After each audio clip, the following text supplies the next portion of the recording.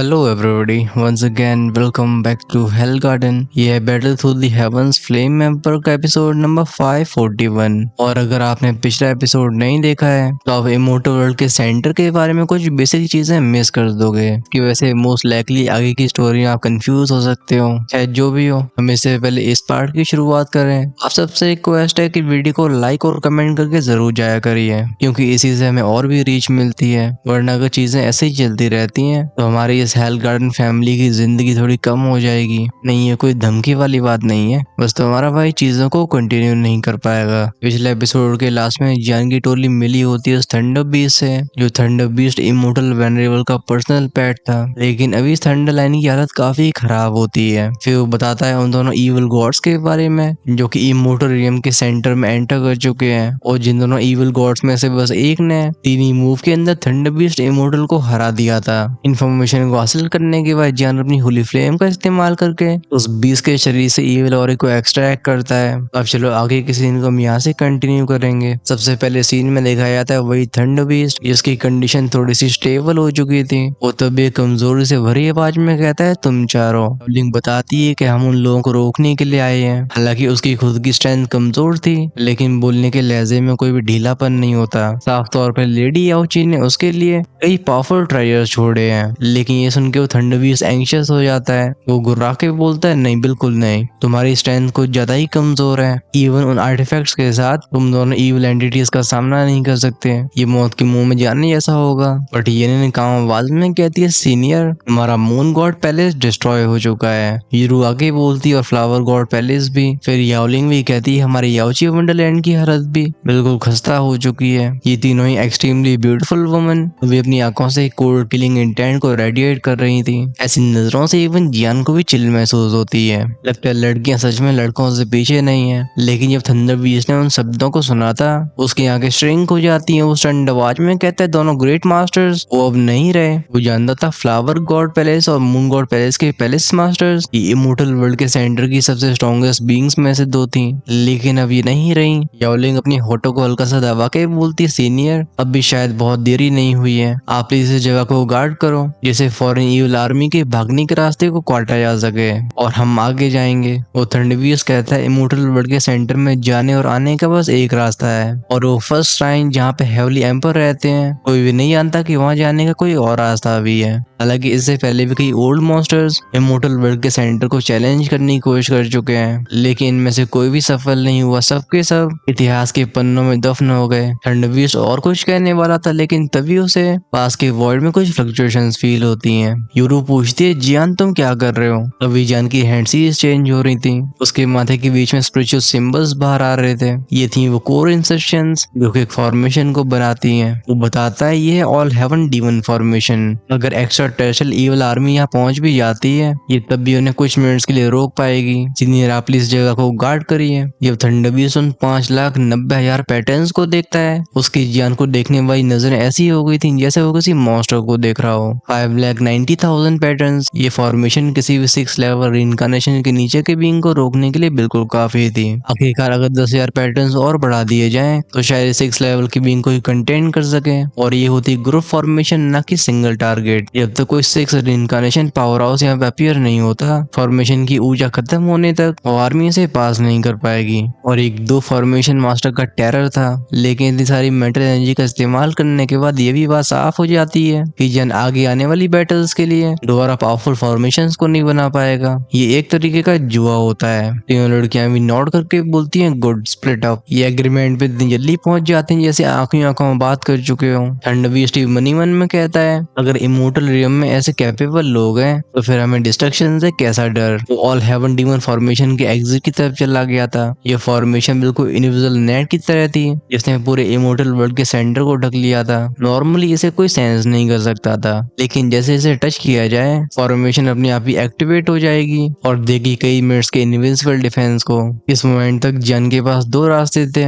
या तो यहाँ से चुपचाप चले जाओ, और दूसरा होता है यहाँ से कदम आगे बढ़ाना, जिसमें दफन होने की ज्यादा चांसेस हैं। लेकिन अगर इस कैटास्ट्रॉफी को सर्वाइव कर पाते हैं तो ये पूरी दुनिया इनके नाम से कांपेगी। इसी समय की बात है जब इमोर्टल वर्ल्ड की ऐसी टेंस सिचुएशन में जुनो, जो कि मिस्टीरियसली गायब हो गई थी, वो सीक्रेटली प्लान्ड मिशन को कर रही होती है कि किसी चालाक जासूस की तरह वर्ल्ड में शिप के जुन्नर चाप से उस आसमान के क्रैक में अपीयर होती है। ये इमोर्टल वर्ल्ड के सेंटर में जाने का रास्ता था। ये लगता है यही इमोर्टल वर्ल्ड के सेंटर का एंट्रेंस है, लेकिन शाओई और प्रिंसेस चांचन ने अचानक से मुझे अपने सोल क्लोन को बना के इमोर्टल वर्ल्ड के मेडिसिन टेम्पल को चकमा देने के लिए क्यों कहा। और ब्रदर जियान भी अभी सेकंड स्टेज में एंटर ही हुए हैं। तभी एक आवाज बोलती, सिस्टर लॉ यहाँ पे आ जाओ। यहाँ पे बेसिकली तीनों मौजूद थे। जब जियान ने मेडिसिन टेम्पल का सेकंड ट्रायल पूरा किया था, जूनर और बाकी दोनों मिलकर ऑलरेडी इमोर्टल वर्ल्ड के सेंटर पहुंच चुके होते हैं। ये साफ तौर पे एक खास इन्फॉर्मेशन की वजह से था,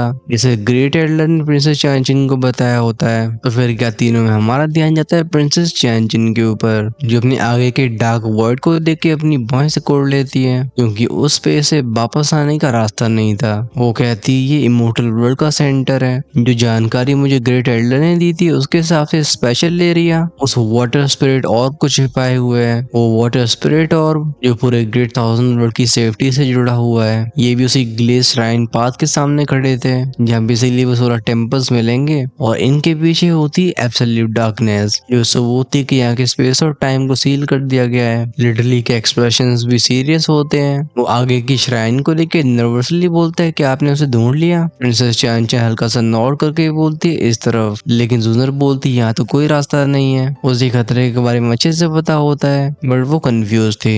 प्रिंसेस चांचिन कहती है चिंता मत करो, नॉर्मल लोगों को भले ही इतना मालूम हो इस ग्लेस पाथ पे 16 श्राइन्स मौजूद हैं, लेकिन ये नहीं जानते कि इस फॉरबिडन लैंड की जस्ट अपोजिट साइड में वो जेल्स यानी कि प्रिजन्स बनाए गए हैं, जिसमें रखे जाते हैं वो कैदी जिन्होंने अपनी लाइफ में इमोर्टल वर्ल्ड के सेंटर के ऊपर हमला किया या सीक्रेटली घुसने की कोशिश की। और इन्हें बनाने वाला खुद हेवली एम्परर है। ये सुन के जूनर नॉड करती है, उसकी बीच की उंगली सामने के वर्ड में टैप कर देती है। एक पफ की आवाज गूंजी थी। उस एंशिएंट फ्लेम की ऑरे के सामने स्पेस वॉलेट टेस्ट होता है, फिर ये तीनों को अपने अंदर खींच लेता है। यहाँ पे समय जैसे अपने मतलब को खो चुका हो। तीनों ही नहीं जानते थे वो कितने टाइम से यहाँ पे ट्रैवल कर रहे हैं। प्रिंसेस चांजिन के पीछे पीछे उन स्पेस की लेयर बाई लेयर में घुसते रहते हैं। जूनर अपने शार्प परसेप्शन से महसूस कर पा रही थी कि प्रिंसेस चांजिन के पास एक एंशिएंट ऑरा है, कुछ ऐसा जिसे आसपास की पावर भी डरती हो। रिडली जूनर को बताता है कि इसे ग्रेट एल्डर ने दिया है। कहा जाता है कि वाटर स्पिरिट ऑर्ब की पुरानी ओनर क्राउन ऑफ याओजी थी।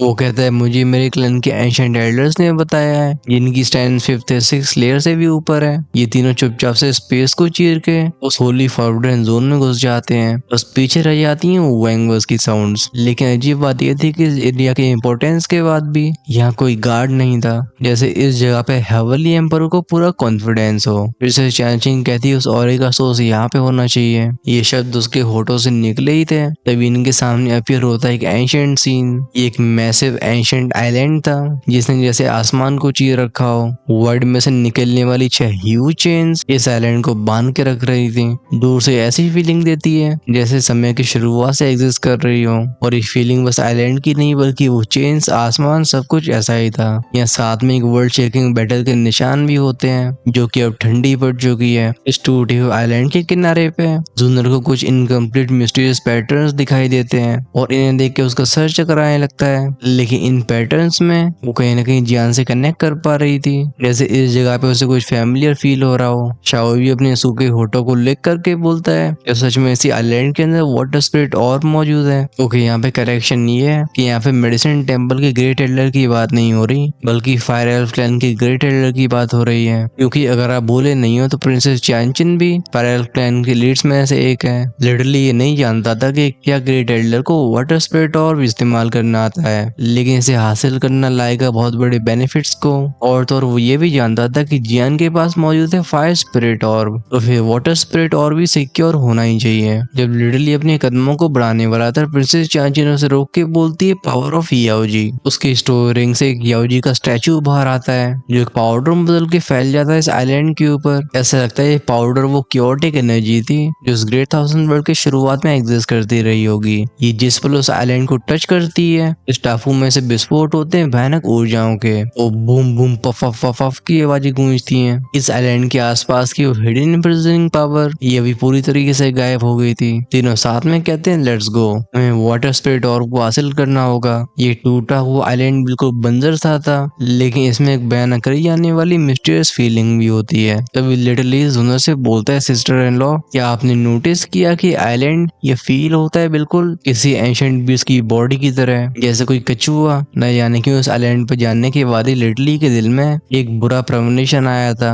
प्रिंसेस चांचिंग उसकी चिंता को इग्नोर करके बोलती है जल्दी जल्दी। इस आइलैंड के बिल्कुल बीच में एक उठा हुआ सा पत्थर था। प्रिंसेस चांचिंग बताती है कि वाटर स्पिरिट और वो उस जगह पे होना चाहिए। लिटली नोट करके उसे फॉलो करता है। वहीं पे चलते चलते जूनर नोटिस करती है कुछ छिपी हुई चीजों को। वो कहती है वो नीले रंग का पत्थर और इसके ऊपर वो गड्ढे, क्या इन्हें खोलने के लिए हमें 3 चाबियों की जरूरत नहीं होगी? प्रिंसेस चांचिंग रिप्लाई करती है हम पहले जरूर ट्राई करते हैं, अगर ये काम नहीं किया तो हमें लगता है उस मेथड का इस्तेमाल करना होगा। वहीं पे लिटली की रीढ़ की हड्डी कांप जाती है। वो सोचता है मुझे ऐसा क्यों लग रहा है कि पूरी ट्रिप एक कॉन्स्पिरेसी थी। प्रिंसेस चांचिंग बोलती है हम इसी वजह से यहाँ पे आए हैं। अगर ये वाटर स्पिरिट और फॉरेन इविल रेस के हाथ में लग जाता है, लेकिन इससे पहले वो पूरी बात खत्म कर पाती, ये टापू बूम के साथ भयानक तरीके से कांपा था। इसमें से एक साइन एनर्जी की बीम निकलती है जो हेवन और अर्थ को हिला के रख देती है। जूनर के आईब्रोज के बीच में फ्लैश होता है गोल्डन मार्क और होली फ्लेम एक्टिवेट हो जाती है। वो कहती है क्या हमें ढूंढ लिया गया, लेकिन अभी प्रिंसेस चांचिन की भौं से उड़ गई थी।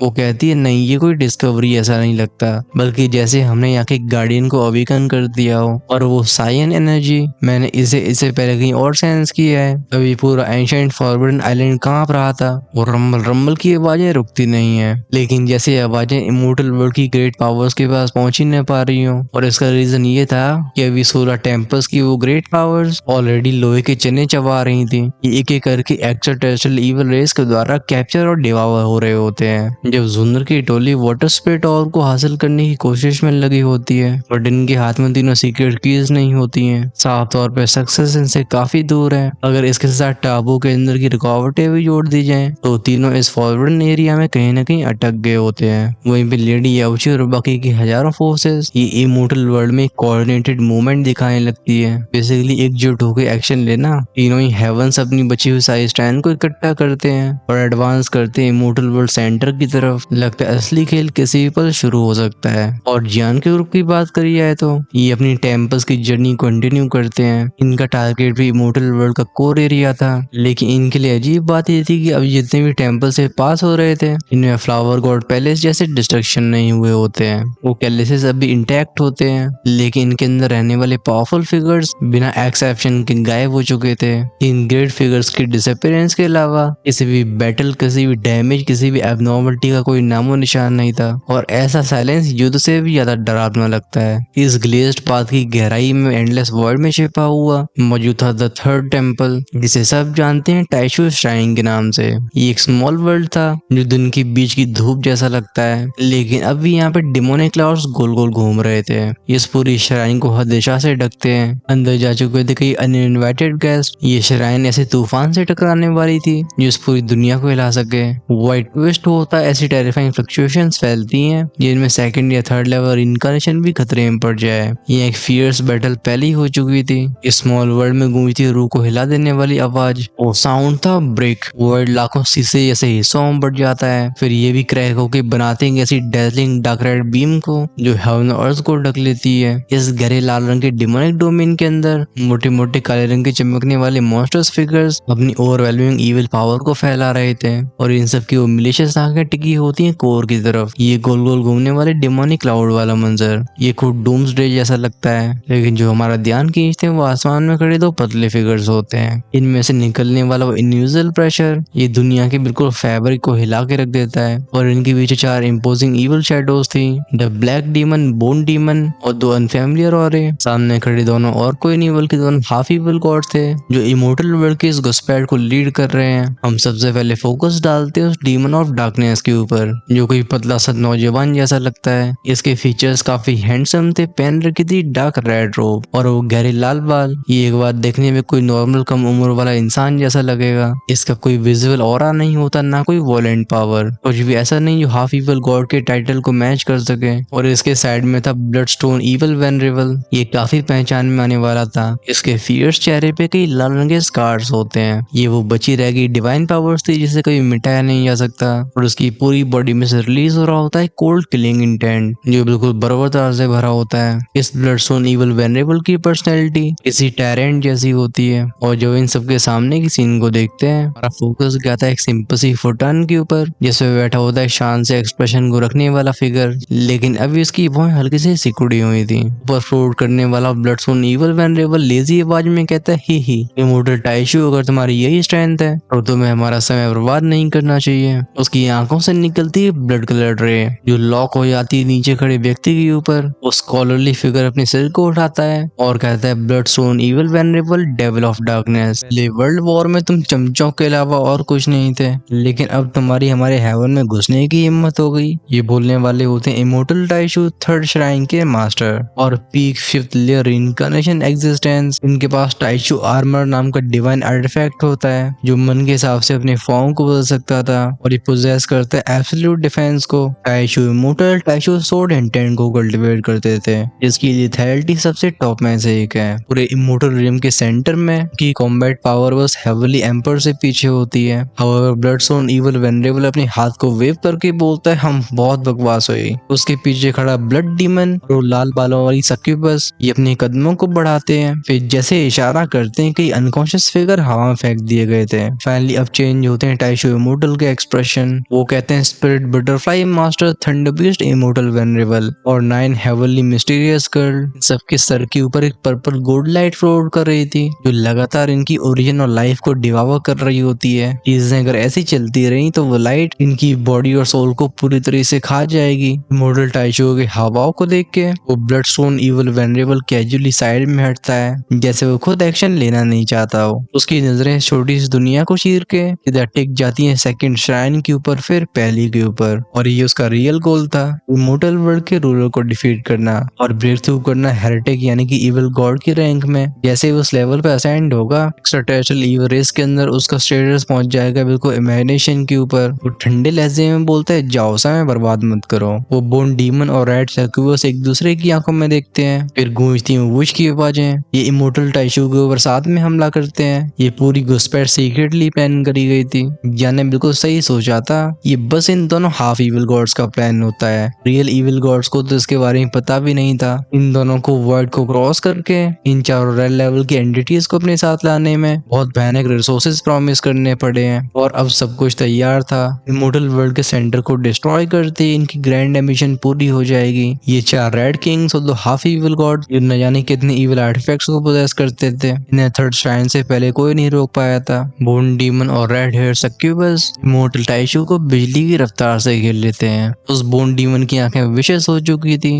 अपनी हथेली के एक झटके पे पीछे अपीयर होते हैं 6 पपेट गोलम्स, बेसिकली हड्डियों से बने हुए पपेट्स थे। टेक्निक होती है 6 demons of the try bones. ऐसा लगता है इन 6 फिगर्स की नक्काशी को डेथ ने की हो। ये निकालते हैं पैनी कानों को चीर देने वाली धाड़ें, साथ में जुम जुम जुम की आवाजों के साथ इन सब के इविल और तूफानों की तरह फैलते हैं। एक्शन तो लाल बालों वाली सक्यूबस भी लेती है। हम उसकी बॉडी को ट्रेम्बल होते हुए देखते हैं। ये टेक्निक थी सक्यूबस पपेट शैडो। उसकी बॉडी से क्रिम्सन ऑरा बाहर आया था जो लुहावनी से फैंटम को बनाता है। ये घोंसली फिगर एंडलेस डेमोनिक चार्म से भरा होता है। इसकी एक नजर किसी की सोल को खींच लेने के लिए काफी थी, लेकिन तभी इमोर्टल टाइशू जैसे सुपर एग्जिस्टेंस का सामना करते हुए जो कि बिल्कुल 6 लेवल के करीब है, ये दोनों ही रेड किंग लेवल्स के बींग्स होल्ड बैक नहीं करते। ये अच्छे से जानते थे कि अगर इस बैटल को अच्छे से नहीं लड़ा गया तो बस डेथ इनका इंतजार कर रही है। उन 6 गोलम्स और सोल डिवावरिंग फैंटम को देख के एक्सप्रेशन तो इमोर्टल टाइशू के भी शिफ्ट होते हैं। ये पीक रेड किंग की ट्रू पावर थी। उनके मुंह से भी हल्की रोर की आवाज निकलती है। इमोर्टल टाइशू हो करके बोलते हैं, तो तुम दोनों को अपने पंजे छिपाने अच्छे से आते हैं, लेकिन हमारे इमोर्टल वर्ल्ड के सेंटर में ट्रेसपास करना, इसकी तुम्हें कीमत चुकानी होगी। सोर्ड कम। एक जुइंग का साउंड गूंज जाता है। आसमान में रोशनी की एक बीम अपीयर होती है, फिर ये फैल के आकार लेती है 6 अजोशी सोर्ड्स का जो कि इमोर्टल टाइशू के सर के ऊपर फ्लोट करने लगी थी। इनमें से निकलने वाली वो डिवाइन पावर स्पेस को बटर की तरह काट दिया करती थी। वो 6 सोर्ड चीज हल्का सा हिलती हैं, हवा में फैलती हैं हल्की सी रिम रिम की आवाज साथ फ्लक्चुएशंस। फिर हम अचानक से उन 6 बोन कोलम्स और इंचेंटिंग फैंटम को फूलते हुए देखते हैं। इन्हें ढकने वाले डेमोनिक इविल रून्स थरथराने लगते हैं, फिर एक थंडरस बूम की आवाज के साथ ही फट जाते हैं। इनमें से निकला था इविल एनर्जी का सैलाव और वो इंसानों की सोल की चीखने की आवाजें जो स्मॉल वर्ल्ड में गूंजती रहती हैं, क्योंकि बोन डीमन और सक्यूबस दोनों ही अपनी इन टेक्निक से क्लोजली कनेक्टेड थे। इन पपेट्स के तवा होती पफ रफ की आवाजों के साथ इनके मुंह से खून बाहर आया था। ये लड़खड़ाते हुए पीछे चले जाते हैं। ये कहते हैं, हाउ इज दिस पॉसिबल। पिछले अटैक में बस इनकी रिइंकार्नेशन रिनकनेशन पावर नहीं थी, बल्कि हार गए होते कुछ ओरिजिन पावर को। लेकिन तभी इमोर्टल टाइशू को इससे कोई नुकसान नहीं हुआ। ये व्यक्ति कुछ ज्यादा ही स्ट्रॉन्ग है। अभी ऐसा लगता है पूरी दुनिया शांत पड़ चुकी हो। ऊपर वो गड़गड़ाने वाले डिमोनिक क्लाउड्स भी रुक जाते हैं, जैसे दो हाफ इवल गॉड्स के ऑर्डर्स का इंतजार कर रहे हो। एक peak fifth layer reincarnation powerhouse जिसके पास डिवाइन आर्टिफैक्ट भी है। साफ बात थी, बस एक रेड किंग इमोर्टल टाइशू को हैंडल नहीं कर सकता था। हम ध्यान देते हैं इन चारों में से एक रेड किंग के ऊपर। एक इविल शैडो जो कब तक बोली नहीं होती, वो डिमन ऑफ डार्कनेस के सामने रिपोर्ट करती है कि माय लॉर्ड आपके गार्डियन सब नहीं रहे। होवेवर मून गॉड पैलेस मास्टर और फ्लावर गॉड पैलेस मास्टर और लॉर्ड ब्लडस्टोन के अंडर गॉरफिंड, अब इनका भी एग्जिस्टेंस मिट चुका है। ये सुन के वो डिमन ऑफ डार्कनेस हल्का सा नोट करता है, चेहरे पे कोई इमोशन नहीं था। फिर थोड़ा रुकने के बाद वो मुड़ा था ब्लडस्टोन इवल वेनरेबल की तरफ। वो इमोर्टल टाइशू की तरफ इशारा करके बोलता है, व्यक्ति इसके सामने मेरी पावर रिस्ट्रेन होती है, मुझे डर है। रिप्लाई में Bloodstone evil venerable cold snout करके बोलता है, मैं जानता हूँ। उसकी बॉडी को ढकने वाली बड़ी एनर्जी वॉलेंट हो जाती है। पिछले हमलों के सिंपल एक्सचेंज से बात साफ हो चुकी थी। इमोर्टल टाइशू को बस उसे ही फेस करना होगा। ब्लडस्टोन आगे बढ़ा था और उसके दोनों सबऑर्डिनेट्स पीछे आ जाते हैं। गूंजती हैं थ्रम थ्रम थ्रम थ्रम की आवाजें। उसकी बॉडी से फैलने वाली क्रिम्सन एनर्जी वेव ये एक टेरिफाइंग क्लिक मूव को बनाती है। गूंजती उसकी इविल सिनिस्टर आवाज, all evil gather, blood coloured setting sun. हम तुरंत ही उसके सीने से एक लाल रोशनी के गोले को बाहर निकलते हुए देखते हैं। ये बिल्कुल एक ब्लडी सन की तरह था, लेकिन कुछ पलों के बाद इसकी सरफेस के ऊपर छोटे छोटे क्रैक्स अपीयर होने लगते हैं। फिर एक खूनी डिमोनिक आंख धीरे से अपनी पलकों को खोलती है। ये दुनिया एक रूम की आवाज सा थम गई थी। ऐसा लगता है ऊपर से तारों ने भी मूव करना बंद कर दिया हो। अभी इमोर्टल टाइशू के पीछे की जो छह सोर्ची होती हैं वो हल्का सा कांप जाती हैं। उनके दिल में राइज होती है एक अनीज। वो वॉइस से कोड के बोलते हैं, ब्लड डीमन आए, आउटर रियल्म का सेवंथ इविल टूल। वो समझ नहीं पाते कि ब्लडस्टोन बस एक हाफ इविल गॉड होते हुए भी एक ट्रू हेरेटिक गॉड वेपन को कैसे पोजेस कर सकता है। और ये ब्लड डिमोनिक आई सच में इमोर्टल टाइशू को खतरा पहुंचा सकती थी। जब ये थॉट्स उनके दिमाग में चल रहे होते हैं तो खूनी सूरज हवा में ऊपर उठता है। इसे रेडिएट होने वाला वो इविल ग्लो इसके संपर्क में आती है रेड हेयर सक्यूबस और ब्लड डीमन के शरीर की चोटें बहुत जल्दी से हील होती हैं। साथ में ऐसा लगता है डिमोनिक आई एक अल्टीमेट डिस्ट्रक्टिव फोर्स को इकट्ठा कर रही हो। फिर स्पेस में गूंजती है क्रंच क्रंच क्रंच की साउंड्स, जैसे टूटते हुए तारे की तरह बड़ी सन नीचे डिसेंड होता है। उस डिमोनिक आई में से निकलती एक डेथली बीम जो इमोर्टल टाइशू के आईब्रोज के बीच में टारगेट करती है। अगर ये टकराई तो वो सीरियसली इंजर्ड जरूर हो जाएंगे, लेकिन इसके रिप्लाई में इमोर्टल टाइशू घबराने की वजह और शांत हो गए थे। वो अपनी दो उंगलियों को ऊपर उठा के बोलते हैं, टाइशू soul intent, heaven and earth boundless और लॉस रिटर्न टू ओरिजिन। उनके शरीर से एक बहुत ही शार्प ऑरा निकलता है। वो छह चीज सोर्ड से एक दूसरे में समाने लगती हैं। फिर एक तलवार बनी थी जो देखने में काफी सिंपल होती है, लेकिन इसकी पूरी सरफेस को काउंटलेस होली पैटर्न से ढक रखा था। और फिर क्या सोर्ड घुमाई जाती है, एक बूम का साउंड गूंजता है। ये मूवमेंट बहुत जेंटल थी, ऑलमोस्ट पावरलेस, जैसे कोई बच्चा लकड़ी को घुमा रहा हो। लेकिन इस एक सिंगल स्ट्राइक ने ब्लडस्टोन इवल वेनरेबल के उस अटैक को पूरी तरह से खत्म कर दिया था। वो सोर्ची वॉइड में इमोर्टल टाइशू के फिगर को लेके सबकी नजरों के सामने एफर्टलेसली उस खूनी सूरज को बीच में से फाड़ देती है। एक पल के बाद डिमोनिक आई के ऊपर क्रैक फैले थे। फिर एक पफ के साउंड आती है, टुकड़ों टुकड़ों में बढ़ जाती है। जब इस मंजर को उन चारों रेड किंग्स ने देखा था, इन सब के दिल ठंडे पड़ गए होते हैं। गले से थूक नीचे नहीं उतरता।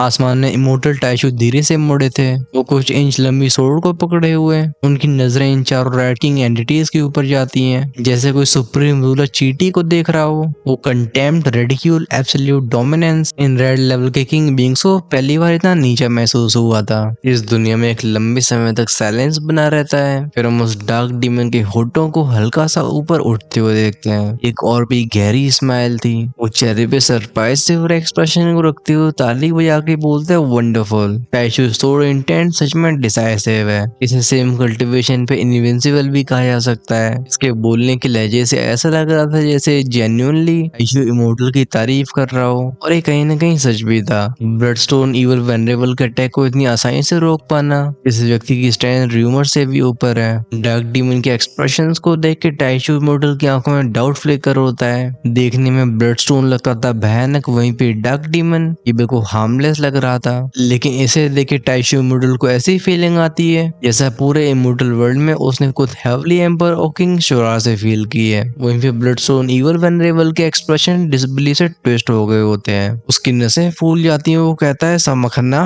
डीमन डीमन अपने सिर को हिला के रिप्लाई करता है, मैं तुमसे पहले ही बोला था इमोर्टल वर्ल्ड के सेंटर के पावर हाउसेस को हमें बिल्कुल हल्के में नहीं लेना चाहिए। ये सुन के ब्लडस्टोन ईवल वेनरेबल की फ्यूरी और भी ज्यादा फटती है। गूंजती है वजिंग शावू शावू की आवाजें, उसकी बॉडी से निकलने वाली ब्लैक फ्लेम्स ये वॉलेटली ट्विस्ट होने लगी थी। वो बोलता है तो थर्ड स्ट्राइन लगता है ट्रबलसम है। अगर यहाँ पे ऐसी सिचुएशन है तो फिर सेकंड स्ट्राइन और खुद हेवली एम्पर कैसा होगा? डार्क डीमन मुझे इसके बारे में बताओ। अब क्योंकि ब्लडस्टोन अपनी स्ट्रेंथ को छिपा नहीं रहा था, टाइशो इमोर्टल पैनी आवाज में कहते हैं पीक फिफ्थ लेयर इनकारनेशन। लेकिन इसका ऑरा इतना अनस्टेबल क्यों लग रहा है? वो अच्छे सेंस कर पाते हैं कि ब्लडस्टोन की स्ट्रेंथ सच में उनके बराबर है। खैर वो डार्क डीमन रिप्लाई करता है, मैं एक्सप्लेन करूं? पहले चलो इसे खत्म करते हैं, तब मैं सब बताऊंगा। लेकिन अगर तुम फेल हुए तो पूरा प्लान यहीं पे एंड हो जाएगा। वो ऐसे बोल रहा था जैसे उसके सामने बस एक तमाशा चल रहा हो। शुरुआत से अंत तक उसने एक्शन लेने के साइंस नहीं दिखाए थे। ब्लडस्टोन धारता है बैस्टर्ड। वो डार्क डीमन की तरफ भी हल्की सी हॉस्टिलिटी दिखाने लगता है। तुरंत ही 4 रेड किंग्स में से एक डार्क डीमन के सामने शील्ड बन के खड़ा हो जाता है। डार्क डीमन सॉफ्ट आवाज में कहता है तुम्हें हमारे एग्रीमेंट को बोलना नहीं चाहिए। हेवली एम्पर के लिए मैं बस अकेला रिस्पॉन्सिबल हूँ, लेकिन बाकी की चीजों को तुम्हें संभालना होगा। ये सुन के ब्लडस्टोन ईवल वेनरेबल की दांती मिस जाती है। वो एक ऐसी कोल्ड आवाज में ऑर्डर देता है तो तुम सब मिलके मेरी इसे खत्म करने में हेल्प करो। वो black demon, bone demon, red hair succubus एक साथ इन सब के फिगर मूव होते हैं। ये चारों दिशाओं से इमोर्टल टाइशो को घेर लेते हैं। सिचुएशन में से बदलाव आएंगे शायद टाइशो ने भी नहीं सोचा था। उनकी पूरी बॉडी टेंस हो जाती है। एक्चुअली जो पिछली सोर्ड का उन्होंने इस्तेमाल किया था उसमें उनकी आधी रिइंकार्नेशन पावर कंज्यूम हो गई होती है और अब इन चारों एनिमीज का साथ में सामना करना उनके ऊपर का प्रेशर डबल हो जाता है। तभी ब्लडस्टोन ईवल वेनरेबल की हथेली के ऊपर एक ग्लूमी सा देखने वाला ब्लडस्टोन प्रकट हुआ था। इसकी सतह पे कई लाइंस विगल कर रही होती हैं, इनमें से सुनाई देती हैं सो उसकी चबाने की आवाजें। वो तीनों की तरफ इशारा करता है कि तुम तीनों अपने डेवल ब्लड को ऑफर करो। ये सुन के तीनों रेड किंग्स थोड़ा सा हेजिटेट करते हैं, फिर ये अपनी जीभों को काटते हैं। इनके मुंह से क्रिम्सन ब्लड एसेंस निकला था। इन एंडलेस ईविल पावर से भरी हुई बूंदों को महसूस करके वो ब्लडस्टोन हल्का सा हिलाता, फिर ये पूरे एसेंस को अपने अंदर खींच लेता है। ऐसा होती रम्बल रम्बल व्हीजिंग साउंड्स के साथ आसमान के बादल गड़गड़ाने लगे थे। इनमें से टपकती हैं खून की बूंदें जो टाइशो एक्सप्रेशंस को अगली कर देती हैं और इस खतरे को महसूस करके धारते हैं टाइशो आर्मर। उनके शरीर को एक चांदी से बना हुआ कवच ढक लेता है। इस चीज पे कई एंशिएंट पैटर्न्स मौजूद थे। वो ब्लडस्टोन रोर करता है कि तुमने मुझे करने में फोर्स कर दिया, इसलिए डाई। उसके हाथ के लाल रंग की पत्थर की पावर राइज होती है। फिर इस चीज में से लाखों छोटे छोटे क्रीचर्स निकले थे। ये बिल्कुल चींटियों जैसी चीजें होती हैं जो सारे एग्जिस्टेंस को डिगावा करती हैं। ये जहाँ जहाँ से गुजरती हैं स्पेस कोलैप्स हो रहा था। सारी ऊर्जाओं को बिल्कुल साफ चट कर दिया जाता है। ये देख के इमोर्टल टाइशो के रोंगटे खड़े हो जाते हैं। अपनी आंखों को बंद करके चेंज करते हैं कुछ हैंड सीज को, जिससे उनके बॉडी आर्मर से खतरनाक चमक बाहर आई थी। लेकिन ये सुनने के बाद भी ब्लडस्टोन हा करके बोलता है तुम्हारा फ्लैश ब्लड सोल मैं सबको डिवावा कर लूंगा। दोनों की अटैक्स और डिफेंसेस बूम बूम बूम की साउंड से टकराते हैं। इन पॉइंट ऑफ कोलिजन से ब्लैक होल्स बनते हैं और स्पेस भयानक तरीके से ट्विस्ट हो रहा था। तभी रेड किंग हल्की आवाज में बोलता है लॉर्ड, लेकिन डार्क डीमन बस अपने सिर को हिलाता है। फिर हम उसके शरीर को हवा में घुलते हुए देखते हैं। लास्ट में उसके चेहरे की फेंट स्माइल दिखाई जाती है। वो डार्क डीमन स्पेस की सारी बंदिशों को तोड़ के सीधा इमोर्टल टाइशू के पीछे अपीयर हुआ था और अपनी चिल्ली आवाज में कहता है टाइशू तुम्हारे दिल में पहले ही केओस भर चुकी है। इस पर इमोर्टल टाइशू को एहसास हो चुका था कि बहुत देरी हो गई है। वो चिल्लाते हैं नो, लेकिन तब एक डार्क रेड ड्यून उनके दिल के आर पार हो गया था। क्रैक की साउंड गूंजी थी। इस मोमेंट में डार्क डीमन ने टाइशू के दिल को पकड़ रखा होता है जो कि अभी धड़क रहा था। वो कहता है तुम्हारा दिल वार्म है और खून लाल। लगता है मैं गलत था। फाइनली सुनाई देती स्प्लैट की साउंड। उस हार्ट को क्रश कर दिया जाता है। इमोर्टल टाइशू का लाइफ हो रहा और इनकारनेशन पावर ये बहुत तेजी से ढहने लगती है। मुंह से खून की उल्टियां होती हैं और आंखें टेरर से भर गई थी। वो भरोसा नहीं कर पाते कि उनका डिवाइन आर्टिफैक्ट आर्मर एक्चुअली में इस डीमन के पंजे को रोक नहीं पाएगा। वो कहते हैं तुम्हारी पावर। इसी मिनट में स्पेस में रफ की आवाज गूंजी थी। एक मिस्टीरियस स्क्रॉल अपीयर होता है जो घायल टाइशू को अपने अंदर खींच लेता है। रेड किंग चिल्ला के बोलते हैं वो भागने की कोशिश कर रहा है, रोको उसे। लेकिन डार्क डीमन मुस्कुरा के बोलता है चिंता मत करो, अगर हम बड़ी मछली को पकड़ना चाहते हैं तो फिर चारे की लाइन लंबी फेंकनी होगी। खैर अब समय आ चुका है जब हम इमोर्टल रियम के सो कॉल्ड लॉर्ड से मिले। नहीं, हम मिलने वाले उसे जो अपने आप को हेवली रियम का लॉर्ड कहता है। इन शब्दों को बोलते हुए डीमन ऑफ डार्कनेस की आंखों में एक अजीब सी सिनेस्टर रोशनी चमक रही थी। बेसिकली कहने को तो दोनों हाफ इविल गॉड्स थे, लेकिन ऐसा फील होता है कि ब्लडस्टोन इविल वेनरेबल इस डार्क डीमन के आसपास भी नहीं है। ये सच में इविल रेस का हाफ हेरेटिक गॉड कहलाने का वर्दी था और हम इसके कारनामों को आगे के एपिसोड्स में देख रहे होंगे। हमें साथ में समझ में भी आएगा कि हेवली एम्पर जिसकी स्ट्रेंथ कहा जाता है कि नॉर्मल लोगों की समझ से बाहर है, इस डीमन ऑफ डार्कनेस के पास उसे हराने का कॉन्फिडेंस कहाँ से आया। खैर अब भी हमने ब्लडस्टोन इविल वेनरेबल की असली स्ट्रेंथ नहीं देखी है, ये हमें अगले एपिसोड में दिखेगी। बेसिकली यहाँ से आगे की जो बैटल्स होने वाली है उनकी इंटेंसिटी और पावर ये अब तक की स्टोरी की सबसे हाईएस्ट होगी। लेकिन चिंता मत करो, ये आर्क बहुत लंबा नहीं खींचेगा, इसमें ज्यादा से ज्यादा होंगे 3 से 5 एपिसोड्स, बट आप डेफिनेटली किसी को मिस नहीं कर सकते हो। लेकिन अगर आपसे नेक्स्ट एपिसोड का इंतजार नहीं हो रहा है, उससे आज शाम को ही देखना चाहते हो तो डेफिनेटली ज्वाइन कर सकते हो चैनल की मेंबरशिप को।